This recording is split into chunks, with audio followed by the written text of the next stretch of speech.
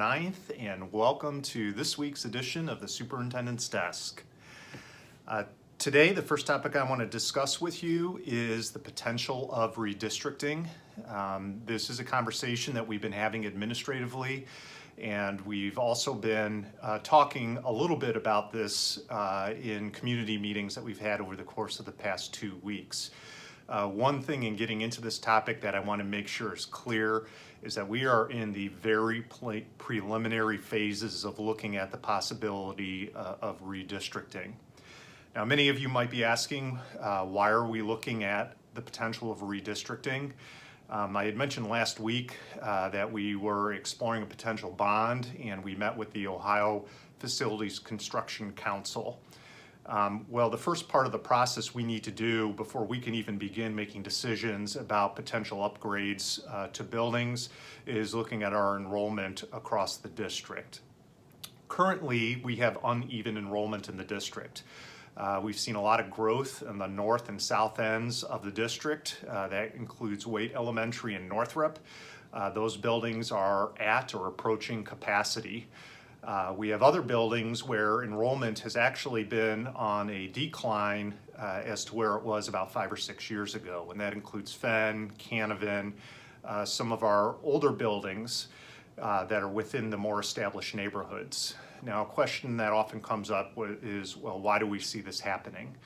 Well, I think a big part of this has to do with where the new housing is going up, and the new houses are going up on the north and south ends, so naturally we're getting more students in those areas and enrolled within those elementary buildings.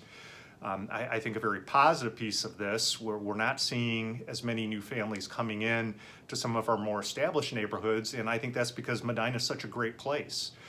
So families that have been there for a while, their students have aged out of the schools, yet they're continuing to live here in Medina, which is a great thing. But what that causes for us is the need to really take a look at the district as a whole so that we can have balanced numbers across our district. So we are going to be spending quite a bit of time through the end of the year looking at some possibilities for redistricting. We do have some preliminary ideas. Again, I can't stress enough that it's very preliminary. Right now we're kind of throwing stuff to the wall and having conversation.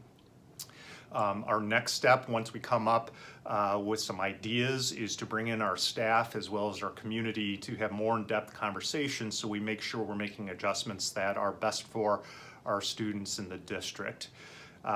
But one of the buildings we are looking at is Garfield. Garfield's enrollment currently is about 250 students, which is the lowest enrollment of any of the buildings in our district. So we're exploring at ways to address the low enrollment over at Garfield. In addition, we're also looking at some potential long-term changes to the setup of our district. Some ideas that we're throwing around is, what if we went down to one middle school and had a 5-6 building and then a 7-8 building? In this scenario, I would imagine that Claggett would be the 7-8, while Root would be the 5-6. Again, this is extremely preliminary, but what that would do is pull the 5th grade out of the elementary buildings to free up some space, especially in those buildings that are full. In addition to that, it would create more consistency for our students in terms of their academics and create another step and I think a smoother transition for students going into the middle school and then going into the high school. It also gives our students more of an opportunity to develop a unified relationship, which I think is sometimes lacking currently with the 2 middle schools well before high school.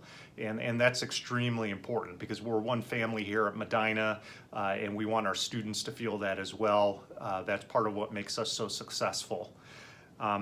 Again, all of this redistricting talk is preliminary. The earliest I would see any type of redistricting happening probably wouldn't be for at least another year. So we're talking the beginning of the school year of 2020 with some preliminary redistricting. Depending on what happens with the redistricting, that'll impact if we go for a bond, what kind of bond we go for, what kind of upgrades we do to our facilities based off of our student enrollment. So we're really trying to make an effort to be responsible in making these decisions. These are long-range decisions. We don't want to be in a position where we're asking the community to give us additional dollars to put into our buildings, and then we're coming back in 5 or 6 years and saying this isn't working. We're going to put the research in, the conversation in, to make sure we're making the right decision, not only for now, but for 10 years down the road as well.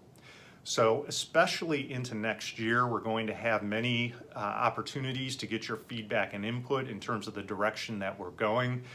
Please watch for that information in the district newsletter. I will also provide you updates here at the superintendent's desk as they come available. I do anticipate that there will be some preliminary information in an upcoming newsletter.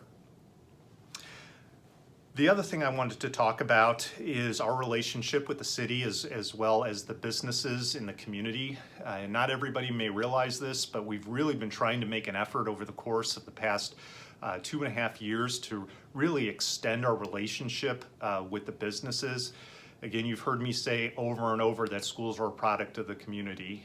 That doesn't only mean the residents living here, but it means the businesses within the community as well. We were fortunate this past week to have a collaborative joint meeting with City Council where we talked about various district and city initiatives, which ranged from the rec center to purchasing of salt. We're very fortunate in this district to have that collaborative relationship. It benefits us not only relationship-wise, financially as well, as it does for the city. So we are going to continue those efforts to collaborate and work together. We want to continue bringing our businesses in here. I believe I mentioned in a previous week that we actually did a business bus tour. Getting that feedback from businesses will greatly not only help support our district and our students, but will also help us gear our academics towards what businesses are looking for in the community, in students coming out of school. Because our goal isn't just college preparedness, but it's also preparing students to enter the business world. And there's tons of opportunities I think a lot of parents don't even realize about, where students can go into the workforce and actually have some of these companies and businesses that are local pay for or help pay for their college degrees specifically related to those careers. We're making big steps forward as part of our strategic plan with our college and career readiness. We've got all kinds of new programs implemented at the high school. Please watch the high school newsletter and check in with the high school guidance office for more information. Want to make sure everybody knows that our fall musical is coming up this weekend. The musical this year is Into the Woods, always an outstanding production. Look forward to seeing many of you there. In addition, tonight we have our dinner and dessert auction, which is held by our school foundation.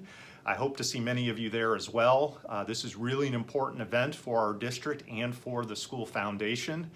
The foundation provides a lot of support for us and our students, and that support ranges from the tutoring center at the high school to student scholarships going into college or into their job training. It also includes teacher grants.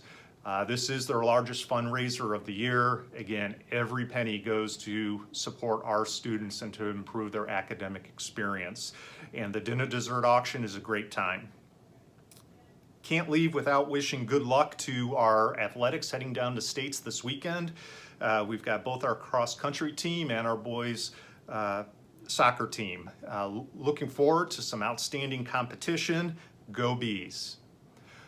Also, Veterans Day is approaching, and this is an important time for us to honor all of our veterans across the community.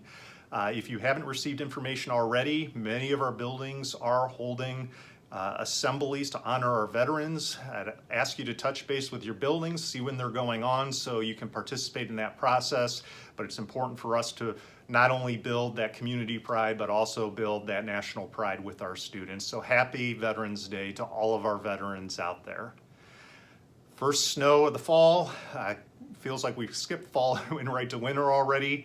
I hope everybody has a great weekend and stay warm out there supporting our athletics.